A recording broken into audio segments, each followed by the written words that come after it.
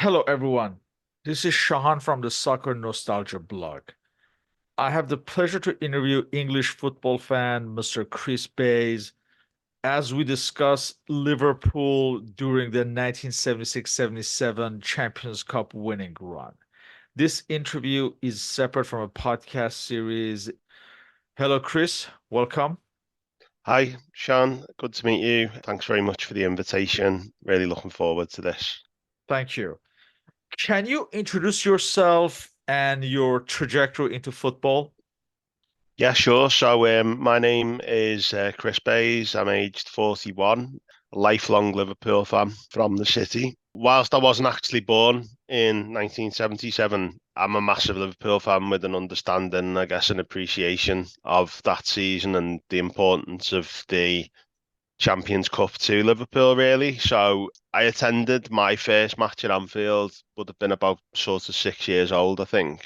Around that time, maybe a little bit later, I also had a copy of a VHS, so showing my age now, like the technology back then, that was produced by the BBC and it was called Liverpool in Europe.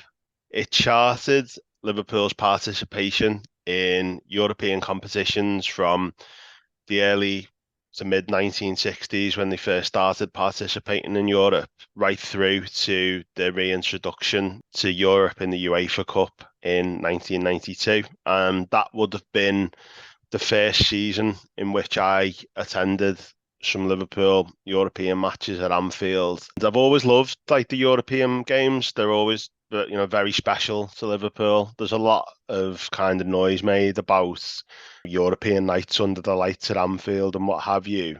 But it has always kind of felt like an occasion going to watch European matches at Anfield. I've also been like lucky enough to go and watch Liverpool in lots of different stadia across Europe. So I've seen us play against like Barcelona, Real Madrid, the Milan club, and obviously in like European finals as well. So European football's always been something that's been important to me as a Liverpool fan, but I think more importantly, important to the club as well. Let's go back in time into this 1976-77 season. Can you paint a picture of Liverpool's status in English football at this point? Shankly obviously established Liverpool as like a major force, both domestically and increasingly like sort of on the continent as well. So he'd obviously taken over in the the late 50s and brought us up from the second division, won the league championship twice in the 60s and won the FA Cup for the first time, which was a big thing really for Liverpool. There was a joke that Everton supporters used to have that if Liverpool ever won the FA Cup, the liver birds on the liver building would fly away. So it was the first time that we won the FA Cup in 1965, and that was a big thing for the club. That same season, we embarked on our first European Champions Cup campaign and did really well actually. Like they reached the semi-finals and faced Inter Milan, who were one of the predominant sides in the competition. Then they'd won it a few times, and they were under the management of a guy called Herrera, who was kind of renowned as a tactician and a really good manager. A few days after Liverpool had won the FA Cup final against Leeds, they played Inter Milan in the first leg of the semi-final at Anfield, and they won quite convincingly. They thrashed them actually. They won 3-1. At the end of this game, there's a famous conversation between Herrera and Bill Shankly where he said, "We've been beaten but never defeated. Tonight we were defeated." So he, and I think the world sort of understood kind of how good Liverpool's performance had been. But unfortunately, in the second leg, we were beaten quite convincingly, but in contentious circumstances. So, Inter went through, they won 3-0 on the night, and Liverpool were out. And then a year later, after we'd won the FA Cup, we reached the European Cup Winners' Cup final, and again, lost 2-1 to Borussia Dortmund. These were the first forays into Europe, really. And then there was a little bit of a lean period where the great sides of the 60s kind of aged and we didn't win a trophy, I think, for 9 years.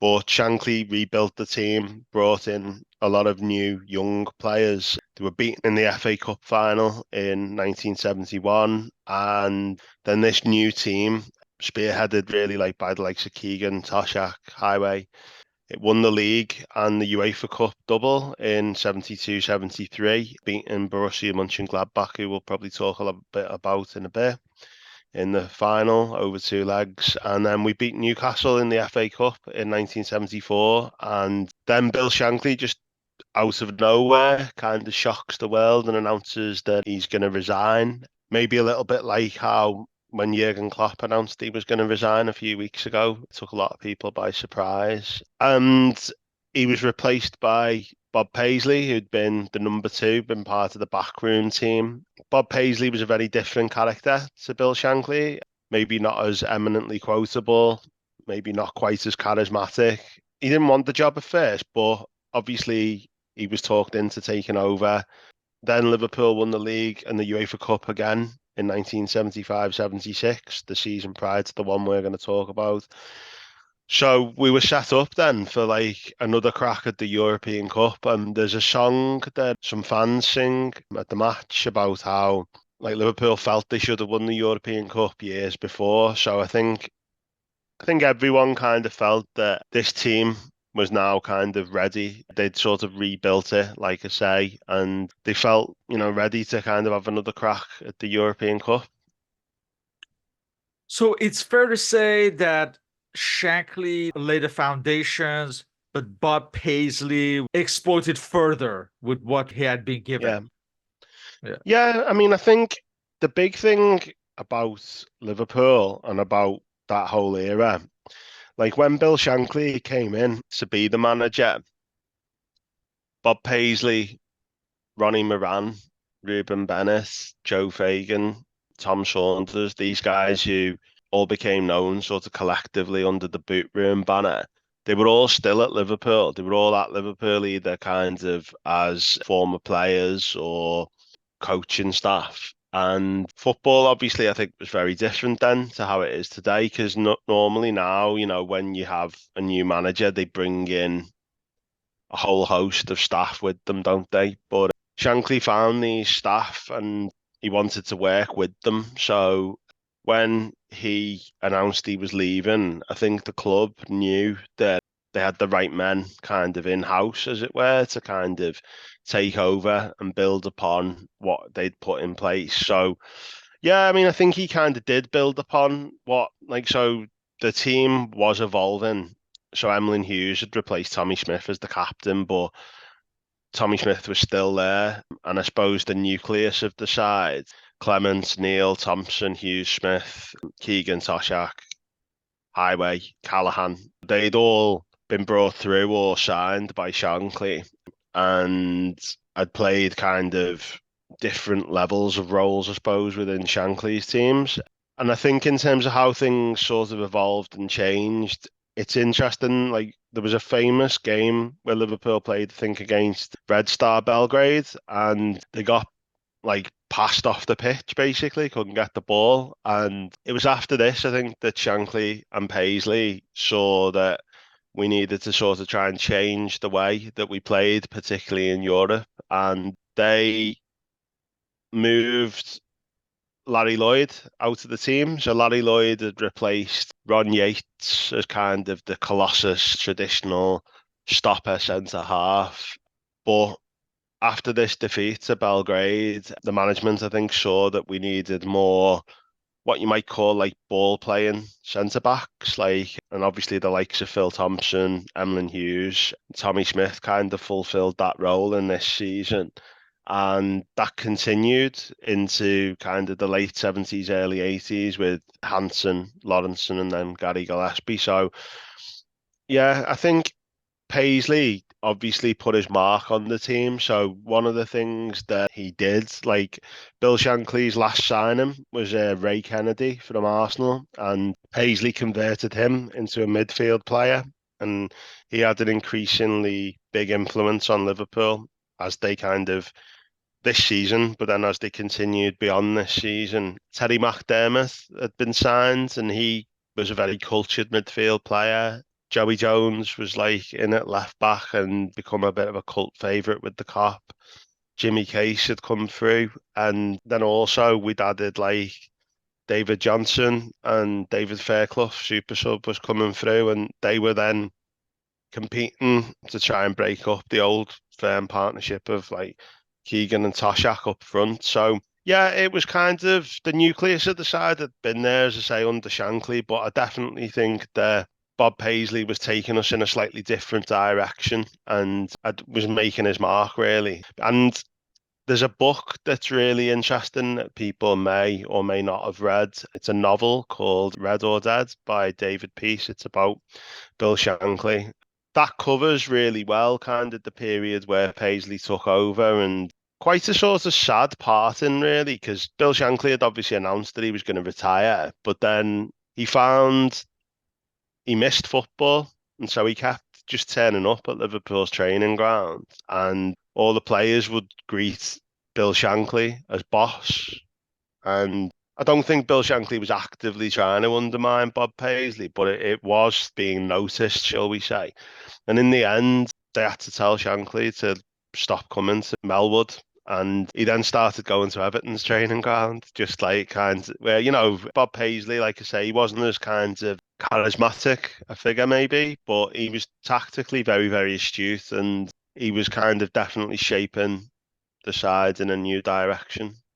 And he was in a very strong position after leading Liverpool in the 75-76 season to the league title and the UEFA Cup title against Club Brugge. So let's look at the transfer activity in this autumn of 1976. What are your impressions? Liverpool, they always tended to add like one or two players each season. And what they also did, they were quite canny as a club. And this was Paisley's famous quote, really, that they were quite canny at moving players on at the right time. So in the transfer, well, it wouldn't have been called a transfer window, that's kind of a modern phrase, but in the close season or during the course of this season, players that moved on, Peter Cormack and Brian Hall, who'd both been, I'd say they were like key players, certainly key squad players under Shankly, and they'd been part of Shankly's kind of emerging second side in the early 70s, but they'd both lost their places. And one of Paisley's kind of famous sayings was that it was like to don't let players get old on your books, like, move them on at the right time. So they'd both been moved on. The main signing that summer, I think, was David Johnson, who he was a Scouser, England international striker, and he'd played for Everton previously, but we signed him from Ipswich Town. I think he would have been brought in to compete with Keegan and Toshak, give us extra options up front, but there were no kind of marquee signings, as it were, I think, really, that season. I mean, Johnson was a good player, like, and he had a good record for Liverpool and a good record before he signed for Liverpool. But it wasn't like, say, the following summer or season where we brought in, Dalglish and Souness. We didn't bring in like a marquee signing because I think the side had been developed over the course of previous seasons. So, yeah, like I think David Johnson was the main signing that was made. The backbone of the team you mentioned in goal, you have the ever reliable Ray Clemens. In Yeah. defense, you have the captain Emlyn Hughes, the Welshman Joey Jones, Phil Neal, Tommy Smith, who's getting up there age-wise, but he's still there. Phil Thompson, and lesser known players like Brian Kettle and Alec Lindsay in defense. In midfield, you have Ian Callahan, who's having a second act to his career, so to speak, and Mm, he would be capped as a 34, 35-year-old.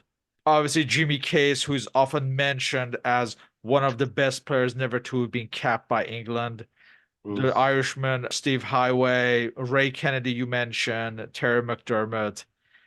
Samuel is a teenager. He's nearing the squad, and others like you, Peter Cormack, you mentioned, who will be transferred during the season. Up front, you have Kevin Keegan, the Mighty Mouse, the star of this team. John Toshak, you mentioned, the Welshman. super sub David Fairclough and David Johnson, like you said, competing for the forward position. So a very good team. Liverpool had won the UEFA Cup in 1973 and 1976. Were there discussions that to clearly establish themselves as a great team, they must win the Champions Cup?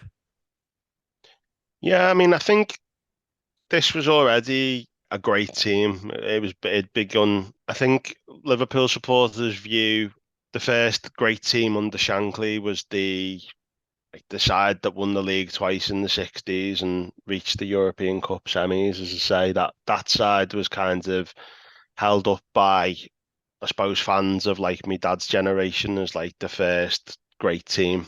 Then there was the Shankly second side of the 70s, which morphed, I guess, into the side that we're discussing now. But I do think you're right that like to win the European Cup, it was what was necessary to sort of take us on to the next level, really.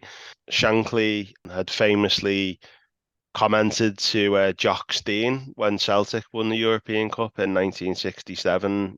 John, you're immortal now. And they were great friends, but I definitely think there was like a pang of jealousy towards Steen and also to another great friend of his, Matt Busby, when United won the European Cup in 1968. So that was something that Liverpool were aspiring to kind of match those achievements. And obviously they did that and then kind of went on to surpass them. So yeah, this was the moment, I suppose, that they felt kind of that this team was ready to go on and win the competition. And I don't think that you would have known at that point that they'd go on and kind of have the run that they had in Europe, but certainly it was kind of the aspiration to kind of go on, win this competition and put themselves up with Celtic and Manchester United as the British teams that had won the competition. So let's take a look at this season in Europe. In the Yeah, first round, Liverpool had to face Northern Irish side Crusaders. yeah. It was always going to be a formality for Liverpool. They won 2-0 at home and 5-0 away at Belfast.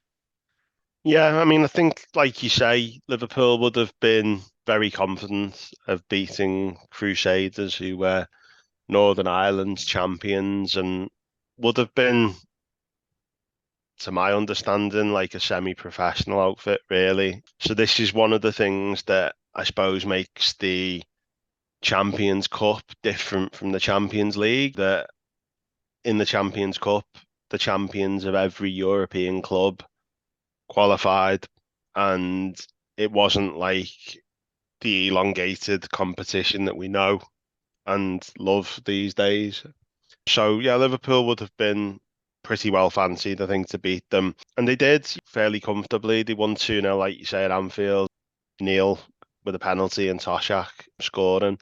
And yeah, we did beat them 5-0 in Belfast. And like I say, in that video, Liverpool in Europe that I mentioned, I can remember sort of watching the highlights clip from this game, the one where we win 5-0, and it looks like we win at a canter and lots of smiles, handshakes, and looks a little bit like a pre-season game, really. But when you do a little bit more like research into it, the score was only 1-0 on 81 minutes. So I think the 5-0 scoreline discredits Crusaders a little bit because, they held Liverpool, who were obviously English champions and a fantastic side, to 1-0 to 81 minutes. So little bit of maybe a kind of false look to the scoreline there, but I think probably the way Liverpool would play at this time, they were quite a possession-based side, and for a side like Crusaders, kind of probably chasing the ball for like most of the game, probably told really in the final 10, and we were able to kind of come away with, like I say, a pretty convincing aggregate win, really. A pretty routine assignment, really. We would have been expected to kind of navigate that quite easily.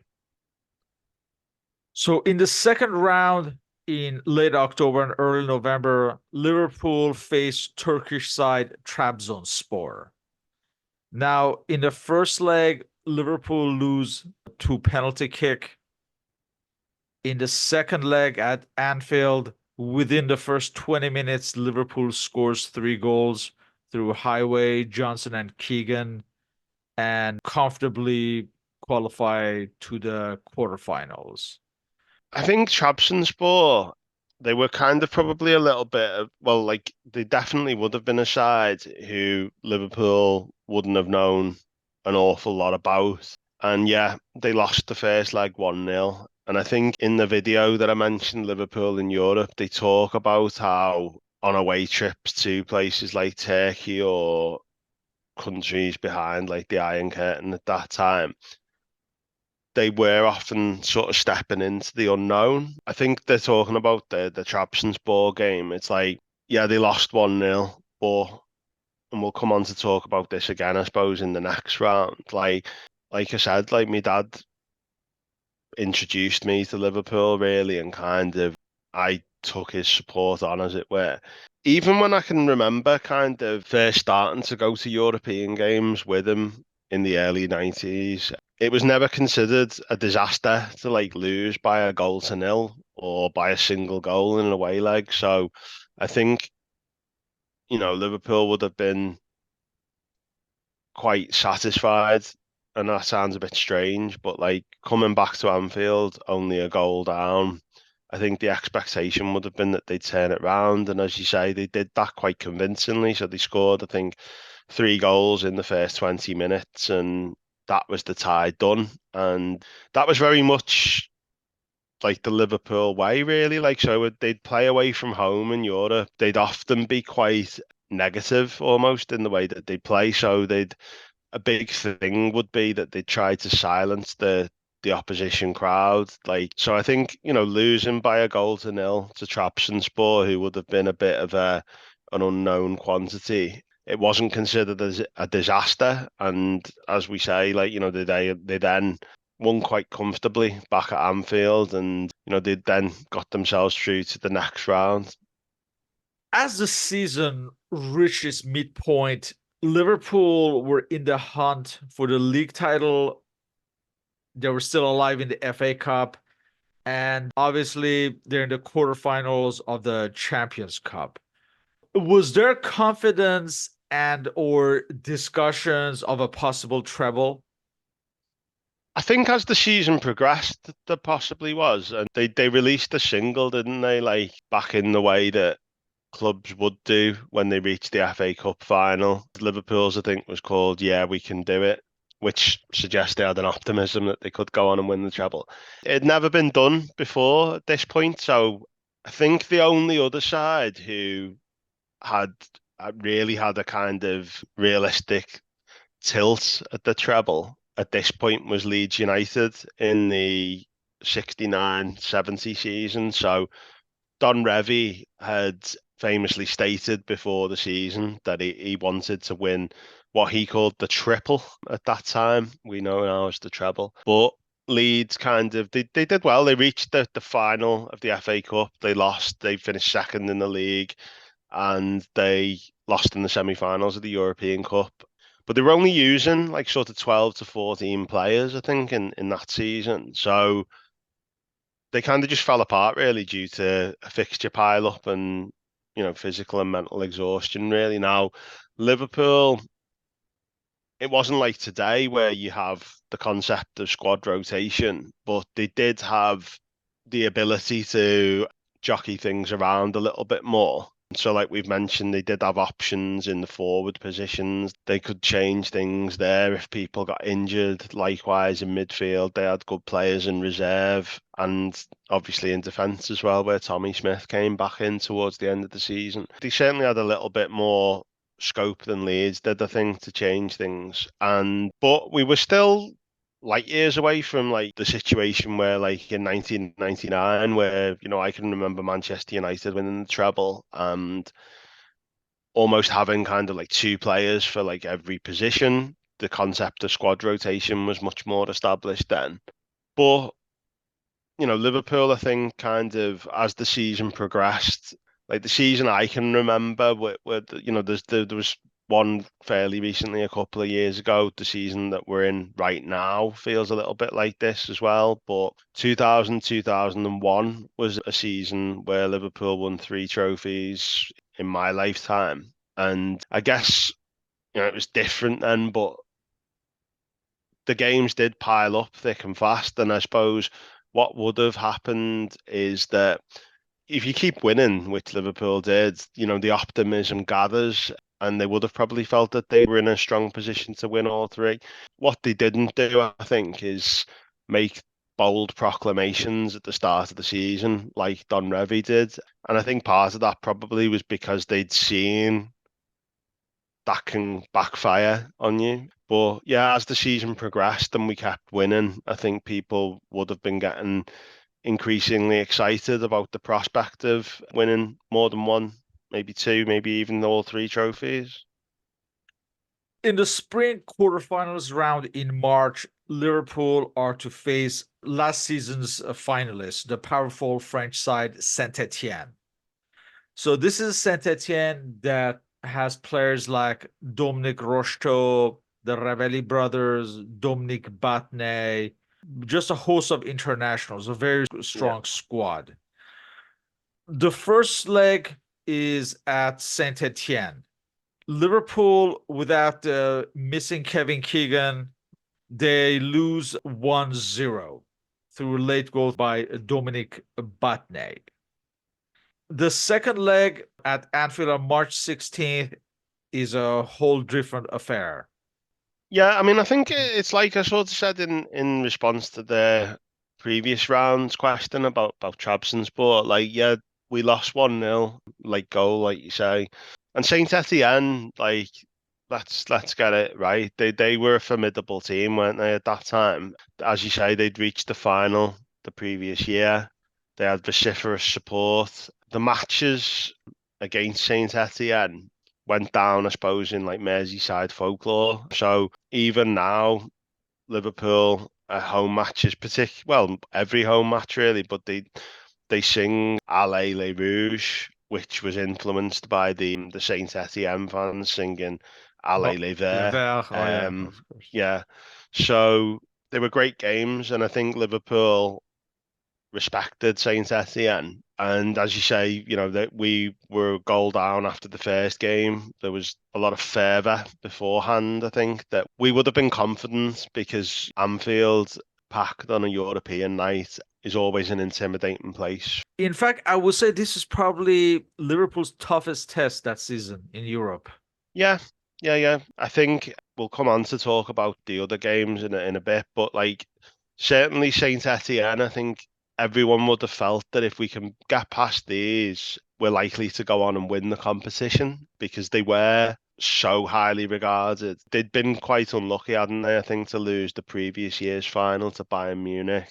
They were very much kind of the powerhouse of French football at that time. Now, obviously, Paris Saint-Germain kind of tend to win the league most seasons in France, but certainly in those days, Saint Etienne were the force in French football and kind of provided the backbone of an emerging French international side into the 80s. So they were a very good team. Liverpool got a dream start in the second leg. So Keegan scored with like a floating kind of cross shot after a couple of minutes.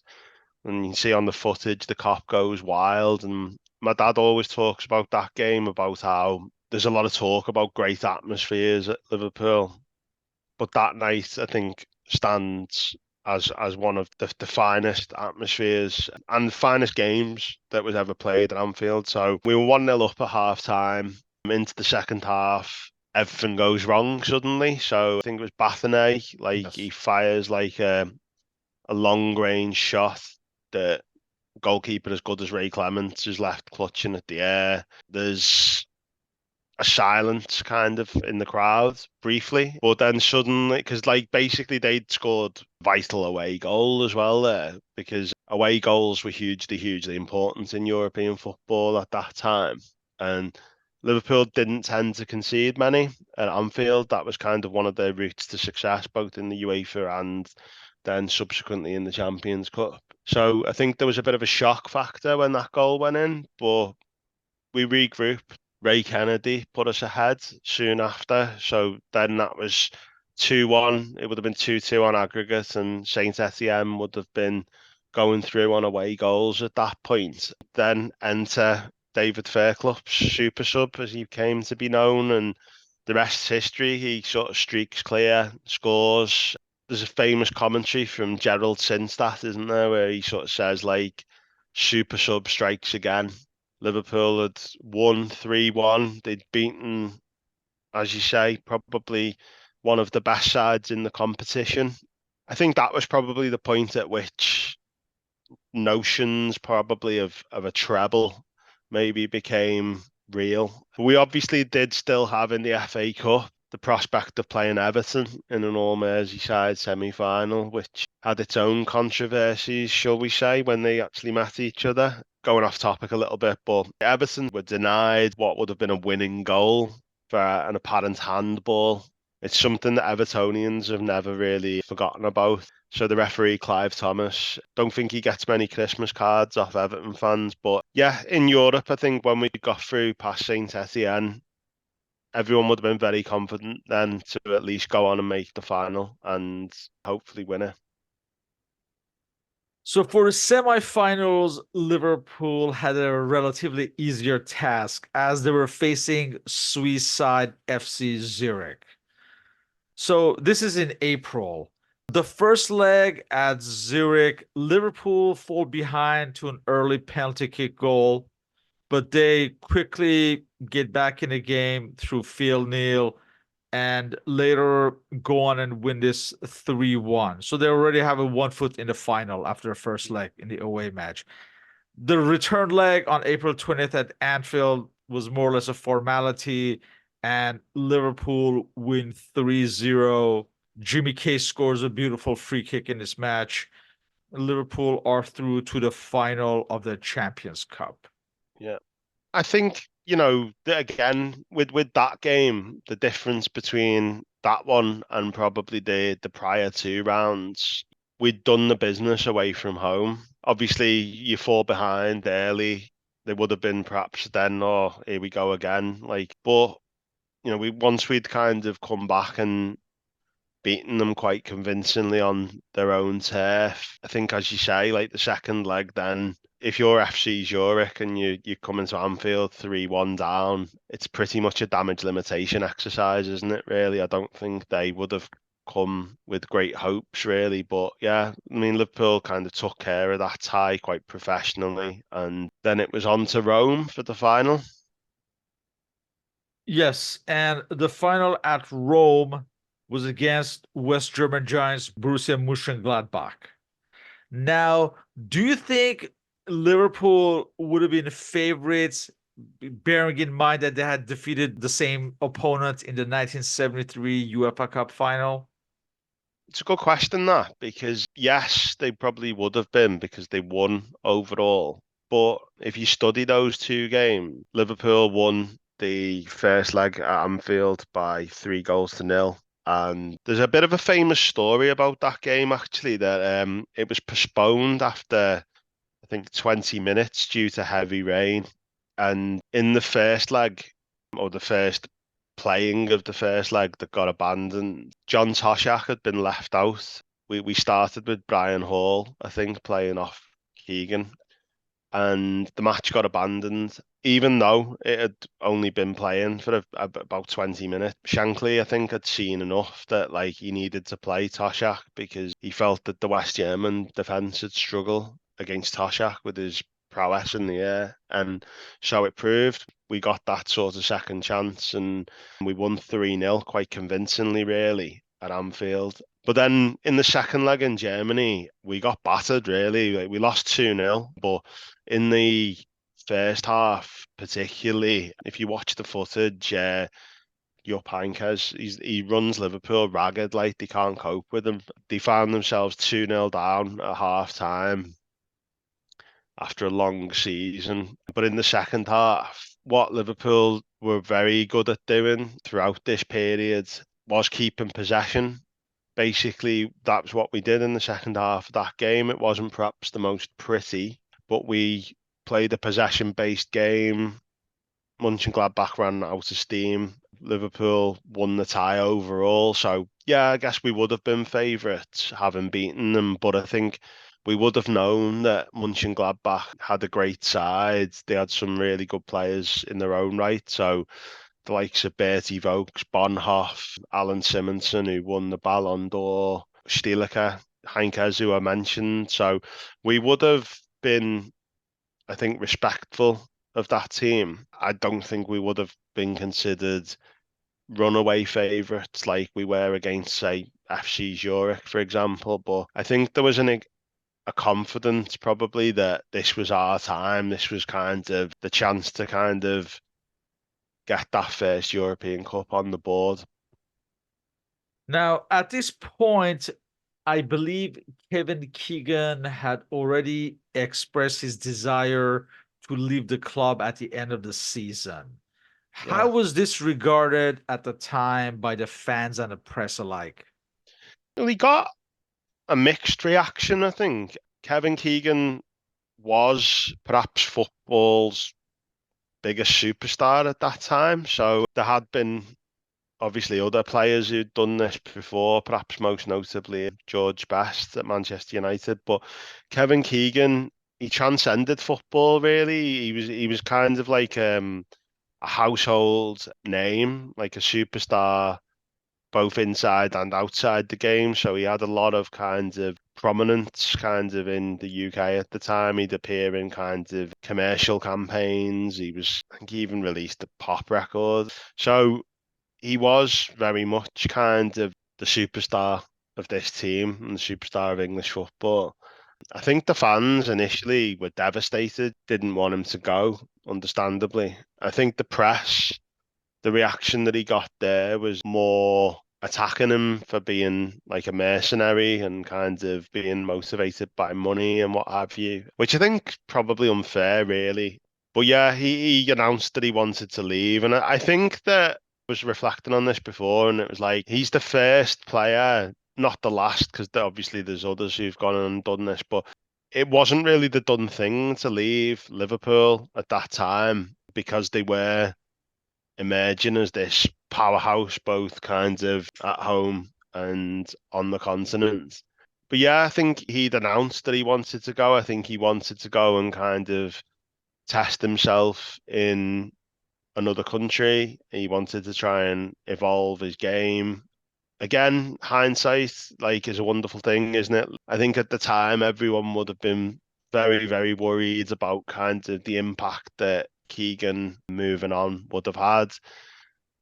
But Bob Paisley, like the wily old fox that he was, he knew who to bring in to replace him. And if you're replacing one of Liverpool's greatest players with probably Liverpool's greatest player in the form of Kenny Dalglish, you're not doing too badly, are you? So, but I mean, I think Keegan, he obviously he went on and had a great career, didn't he? After Liverpool, he won the Ballon d'Or twice, reached the European Cup final, won the Bundesliga, and then he came back to England, had good spells with both Southampton and Newcastle. So, and he's still like very, very well regarded by Liverpool fans of a certain generation. So, like I say, I was thinking about this, and the player who the parallels I could probably draw most with from my generation, like Steve McManaman, like he obviously left to go to Real Madrid. A lot of fans accused him of like running down his contract and what have you. And I think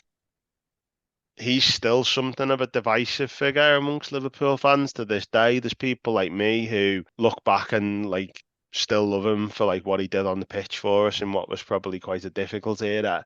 But some hold a little bit of resentment. Like I don't really think with Keegan anyone does. Probably because, like I say, his replacement was so good and was so impactful. But I think at the time it definitely would have been something people were worried about, and he was a vital cog in this team. So I think the fans as a whole were devastated that he decided he wanted to leave.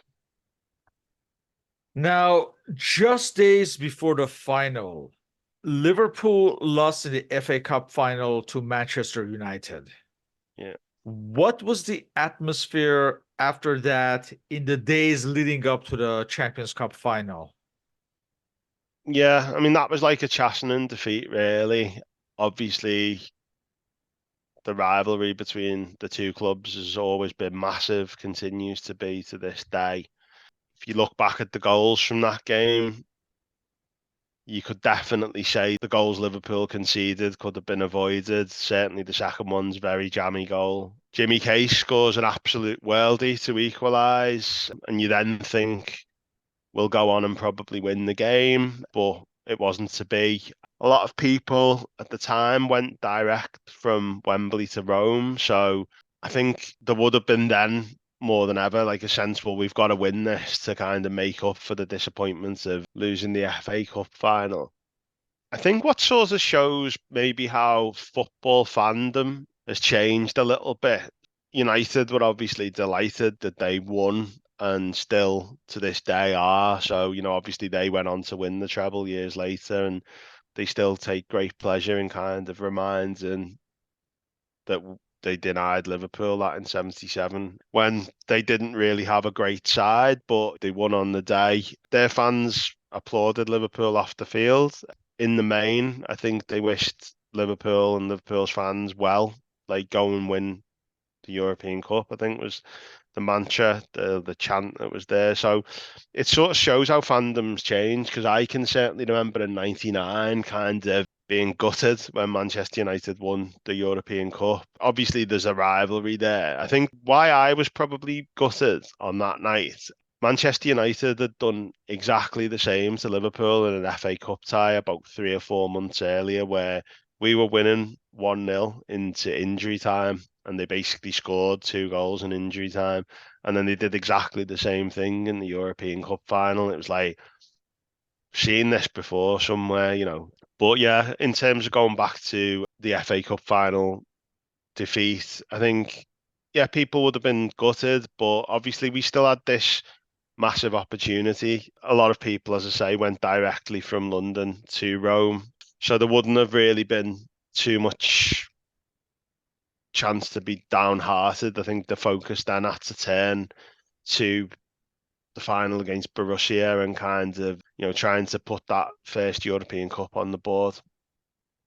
So the final was on May 25th at Rome. For this match, Liverpool are without John Toshak and Phil Thompson. So Mm. Tommy Smith starts in defense in place of Thompson.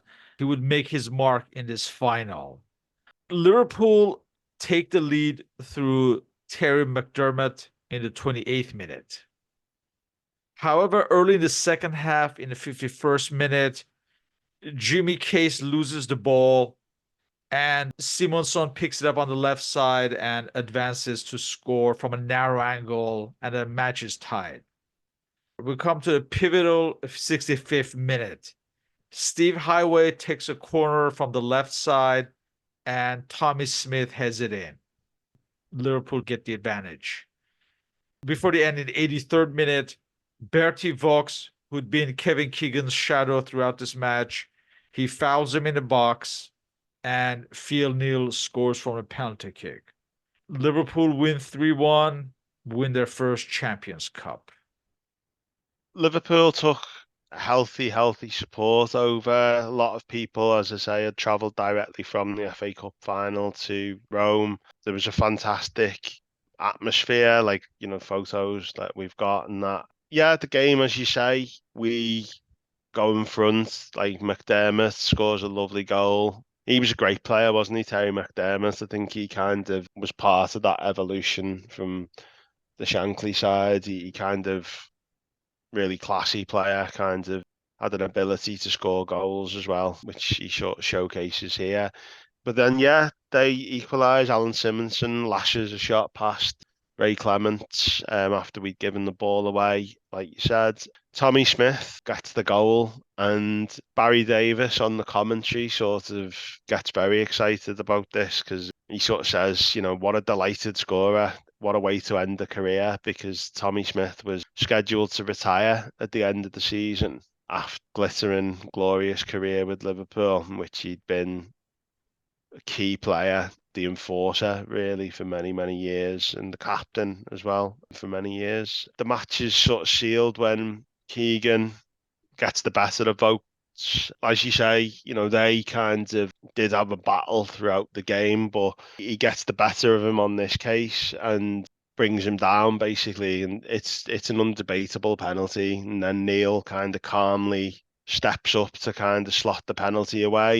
Barry Davis again, as Emlyn Hughes, as the captain, lifts the trophy. There's a famous line from Barry Davis. He says, "The smile of the season, the performance of the season, and the trophy of the season." So these quotes from commentators kind of stick in the memory because, as I say, my memories of this campaign are really from watching them back on the Liverpool in Europe VHS, but then there's sort of on that video kind of scenes of ecstatic jubilation in the dressing room and on the terraces afterwards. Yeah, Liverpool were European champions at last. I think it was an amazing feeling for everyone associated with the club. Has your father told you about the celebrations back home? Yeah. So there was a famous parade. So depending on who you listen to, there was kind of circa 500,000 to 1 million people on the streets, both Liverpool and Everton fans, actually, because, as I say, back then, football fandom was probably slightly different. I think Emlyn Hughes did his best to alienate any Evertonians who did turn up by grabbing the microphone and screaming Liverpool are magic, Everton are tragic, which probably didn't do him any good in terms of endearing himself to Everton supporters. But I think a fair bit of alcohol had been consumed, I think, on that coach trip. So yeah, there was a famous parade. They were all kind of on the town hall balcony, sort of showing the cup. Bill Shankly was also there, which I think was nice. Kevin Keegan saying his farewells to the fans. And yeah, I think it was very much kind of like the culmination, really, of that journey that we kind of had set out on under Shankly. It was a continuation, really, of like a love affair with European competition that continues amongst Liverpool and Liverpool supporters to this day. For Liverpool historians, how was this victory different from the subsequent ones? Besides the fact that it's the first, so how would they compare and contrast? I think it's like I sort of said at one of the previous questions, Sean. Like, the first one is always the most special. So Liverpool's first FA Cup win in 1965 is something that has gone down in kind of folklore and kind of again stories of 1 million people on the streets of Liverpool as they came to parade that cup. And likewise, there was a huge kind of parade when we got the European Cup in '77. And I think also there was a prevailing feeling that this was something we could and should have probably won previously. So I'd already mentioned about how we felt like we'd been cheated out of the competition in 1965, and then obviously Celtic and United go on and win the European Cup soon after. There was kind of a feeling of righting that wrong, I suppose. And as you say, like winning this competition for the first time was always going to be special, given that we'd sort of gone after it for a long period of time. But I also think as well, you can't underestimate really the achievement of coming back from the disappointment of losing an FA Cup final and picking yourselves up 3 days later to beat what was a very, very good Borussia Mönchengladbach team. I think that in itself takes some doing. I think that was a great way to end what had been a phenomenal season. In closing, was there ever a belief or indication that this was the beginning of a dynasty, or did people think of it as a culmination and an end of an adventure, especially given Keegan's departure and the impending retirements of the likes of Smith and Callahan? Yeah, I mean, I think it was a bit of both really, because like you say, Tommy and Callie were like sort of close to retirement, and they'd been kind of mainstays really from the side very much since we got promotion under Shankly. Really, both of them had kind of been kind of part of the furniture, as it were, within the team. Both local lads as well. Keegan obviously moving on, like you say, Tosh kind of coming to the end of his career. But then, like we talked about earlier, very much under Paisley and subsequently, one of the things Liverpool did really well was kind of evolve and continue to evolve. And so we'd already brought Hansen in towards the end of this season. I think Dalglish came in the following close season, and then soon after.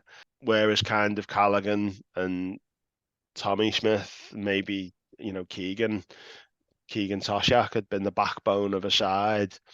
Those three Scottish players, Hansen, Dalglish, and Souness, formed a new backbone, took us on to maybe to another level. And I think that was key to Liverpool's success throughout the late 70s into the 80s, and when it sort of then abruptly ended in the early 90s. What they'd been good at doing was kind of moving players on at the right time, making good investments to enhance the side. And then when Dalglish became the manager, like he changed it up again and sort of brought in Beardsley and Barnes, and we kind of became a more kind of flamboyant side for a few years when we were like sort of sadly unable to compete in Europe. But yeah, I mean, I think it's difficult, isn't it, to like look back and know whether people would have.